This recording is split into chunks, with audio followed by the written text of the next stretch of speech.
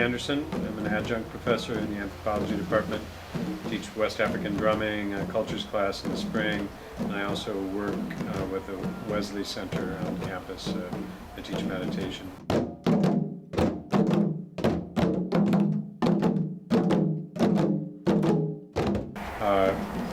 When I was about 9 years old.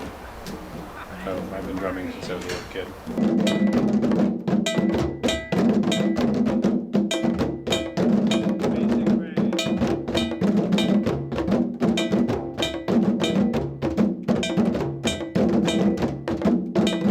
I've traveled a lot, and the influences are a lot of them, but some of the trips that I've made, some of the traveling I've done has been specifically to study drumming, so then those influences are pretty clear. So I've spent time in West Africa studying drumming. I traveled to East Africa once, and I didn't do much drumming there, or really I don't think I did any drumming, but I traveled around and saw other kinds of music. Traveled in Asia, I've traveled in Europe, a little bit in South America, and then all over this country playing. So I guess one of the main influences of traveling like that is that it broadens the horizon in terms of how it is that human beings are and what's possible. And so I started appreciating that there was just kind of vast potential, all sorts of ways to be alive, all sorts of ways to make music and think about music, and so I think that's the biggest influence, really. It's actually just a variation on a really common rhythm. This sounds like this.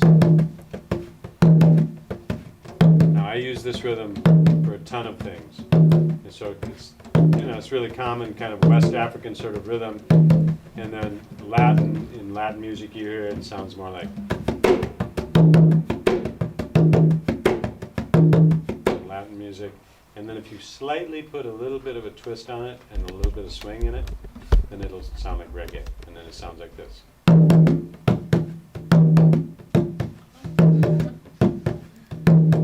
Exactly.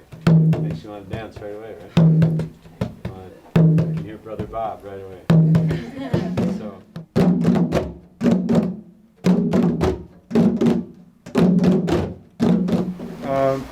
Well, I started studying West African drumming 26 or 7 or 8 years ago or something, I don't remember exactly, and had already been studying other kinds of non-Western music before that. And actually I was invited here by a woman named Cynthia Cohn, who was the chair of the anthropology department for many years, and she invited me to come and speak she was teaching a cross-cultural aesthetics class, and I gave a guest lecture and taught the class to drum, and she loved it.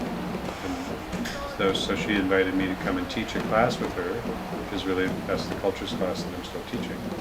And although now I teach it with a different colleague in the department, Cynthia's retired. And then from there, the department decided we should have just a straight-up ensemble, so kids could participate without, doing the academic side of it.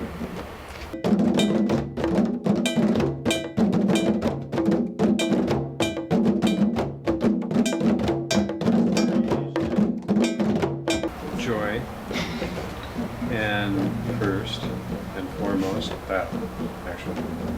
And then beyond that, there's a number of things that I hope they get, and many of them I'm pretty sure they do, always.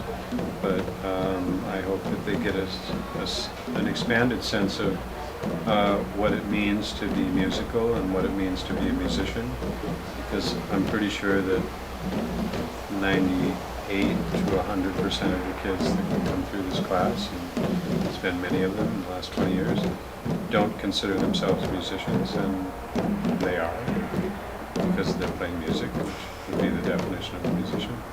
And it has in it, because it's really it's an old system that's also contemporary, and so it exemplifies a way of organizing in community and celebrating that community, but also expressing yourself as an individual, working together cooperatively, learning how to touch and express the kind of essence of what it means to be a human being in ways that are really safe, allowing people to come outside themselves. And I don't think, when people leave the class, I don't think they would express that, but that's what I see happening, and so I hope they get a taste of it, because I think that once that seed is planted, it has the potential for people in their lives later, for them, when they find something that does those things for them, that it's like developing a taste for a food, that then they'll think, oh, there's something here that's really familiar and it's healthy for me. So that's the biggest thing.